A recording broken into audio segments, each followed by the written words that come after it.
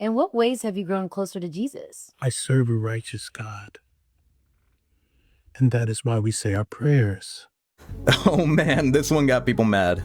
Okay, so Druski did whiteface, and you can argue all you want about whether or not whiteface is offensive or if it even exists as a concept, but I'm just gonna put a full stop right there and say that this is in fact whiteface, and it's the second time that Druski's done it, so clearly there's a precedent, and we can't just pretend that it doesn't exist like a lot of people want to. Now, is it offensive? I mean, I don't really think so, and that's not what this video's about. Druski's pretty funny when he does it, and my stance is always and always will be that you can joke about whatever you want so long as it's actually funny, and that goes for everything, including blackface. Have I personally seen a funny blackface skit in my time? Absolutely I have, and do I consider Druski's skit funny? Of course I do. It perfectly captures the whole weird and disingenuous apology tour type thing that Kirk has been doing, and I know personally I would be a complete and total hypocrite if I pretended to be offended by this, because we all know I'm saying worse to my brother as soon as I get off this recording. Okay, so real quick, if you somehow aren't caught up on what the skit is about, Kirk, the widow of the late Charlie Kirk, founder of Turning Point USA, has had a weird taste for attention ever since the passing of her husband. At first, I actually gotta admit, I found it really admirable what she was doing, getting up on stage and speaking out on behalf of Charlie and continuing his mission for his organization after what she'd gone through.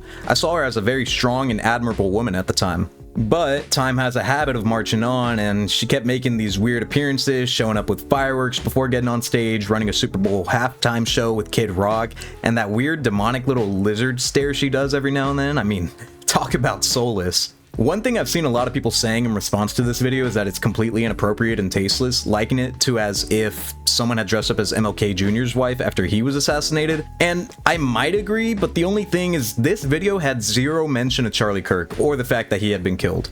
Instead, it focused on Erica's weird actions after the fact. It focused on Erica as an individual and her world tour. The difference is that MLK Jr.'s wife didn't run an inflammatory press tour after the fact, and that's what separates the two.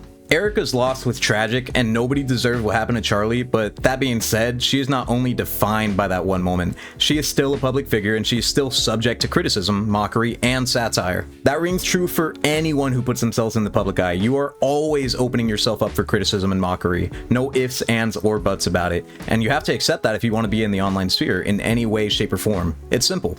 Again, I'm not here to argue whether or not this video was offensive or justified, just that it has a right to exist. Even in a hypothetical world where whiteface holds as much weight as blackface does, if you can do it in a way that's funny and entertaining, I do not care what you do. And again, that goes for creators who have done blackface in the past.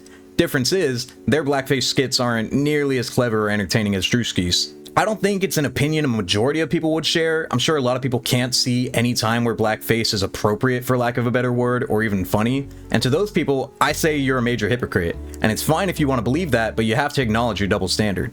Earlier today, I was actually watching a content creator talk about this, and they felt the need to say that you can't quote-unquote do whiteface because it doesn't exist in the same way blackface did, and going on to add that a black person cannot be racist towards a white person. I gotta say, that last opinion right there is probably the most sheltered thing I've ever heard. I guarantee people who say that haven't been in a very mixed race school. I definitely saw racism going both ways from white and black growing up, and I was an outsider looking in as a Mexican guy. Seriously, this is something my 8th grade history teacher would try telling me in the middle of class, while simultaneously trying to get me to admit that I am racist towards my own race because I don't want open borders. What are we even talking about here? If you genuinely believe racism can't go both ways, then you're just coping or playing semantics. Alright, that's my rant. Why don't we look at a couple more moments from Druski's video so I can pad this out a little bit. Get on your feet!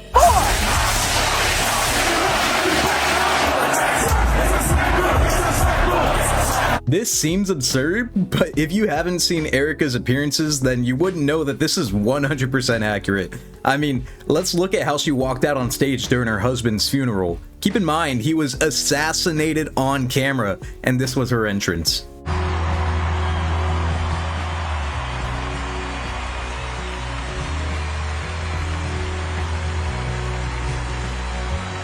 Now, the average person will look at this and think, that's insane. How are you going to do a memorial service and enter the fireworks? Of course, there are people who will defend this and say, you know, everybody grieves differently. Sure, I get it. Everybody does. But I think if you're sensible and reasonable, you can agree that this looks weird. I'm not going into any conspiracies in this video. I'm just saying this is weird. 4, 3, 7. Oh, are you good? 4, 4, 3, 2. Hold your chest lifted. One thing that'll never not be funny to me is a fat guy falling over, and I'm saying this as a fat guy. The reason I played that clip though was to really drive the point home that this video wasn't directly mocking Erica Kirk for the passing of her husband. Ultimately, it was just a satire video which very obviously used the likeness of Erica Kirk to make fun of some of the things that she's done while also poking fun at other conservative white women. Was he accurate with his his satire?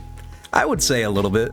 The rest of that skit video just really goes through other highlights of Erica's little apology tour type thing, while also poking fun at just things that white women do. Of course, it's things that all women do, but it's pretty funny to put an older white woman in these situations, because we've all seen it. A lot of people are saying things like, oh, how do you even know this is about Erica Kirk? If you're gonna sue him, you have to admit that it looks like her, etc, etc. I mean, there's no denying that this is about Erica Kirk. Yes, he didn't use her name in the video. Yes, he didn't mention Charlie Kirk or anything like that that would tie it to Erica, but it's very clear what he's doing. So I'm not going to play a game where we debate on whether or not this is supposed to mock Erica Kirk or make fun of her. It definitely is, and my stance has always been that if you're in the public, you are opening yourself up to being mocked, and that hasn't changed here. Okay, now we're going to look at some Twitter replies to the original video and see what conservative white women had to say. Imagine being a fat piece of shit mocking a widow whose husband was gunned down in cold blood. Go fuck yourself, you little fucking retard. Coming on strong for our first one. Again, it was obvious that people were gonna immediately start going for the, oh, she's a widow, oh, she lost her husband, and I get it, that is sad, that is tragic. However, she is the new owner and founder and CEO of Turning Point USA. She is no longer just her husband's widow. She has to be more now. She has to step up and be more. She can't just be defined by that one moment for the rest of her life. Yes, it's sad. Yes, it's tragic. Nobody deserves that. But when you go out so publicly after the fact, you have to expect backlash. She lost her husband, and their kids lost their father. How heartless can someone be? It just makes me sick to see this. I will say the one point about the kids is definitely something that hits me a little bit harder than knowing Erica's the one dealing with this. It is easy to forget that Charlie had kids and that they're also seeing all the jokes and stuff that people are throwing towards him and towards his family, and that is pretty sad. I think that might be the only point that I kind of see something with, just knowing that the kids may be affected. But again, their mother's a public figure. She's allowed to be ridiculed if people so choose to do. You are a fat piece of trash. Still staying strong, still staying consistent. He is in fact fat. I don't know if he's a piece of trash. I can't really say because I don't know Druski's character all that well, but we do know he's fat, so at least she's right about one thing. Susan B. Killin' Bitches says, now if I put on a monkey suit with the young boy playing in the background, you coloreds would have your panties in a bunch. Truth is, she's not wrong. People would be very upset if somebody did that, but I don't think that's the same as what Druski did. You know, the title of the video isn't even how conservative white women act, it's just how conservative women in America act.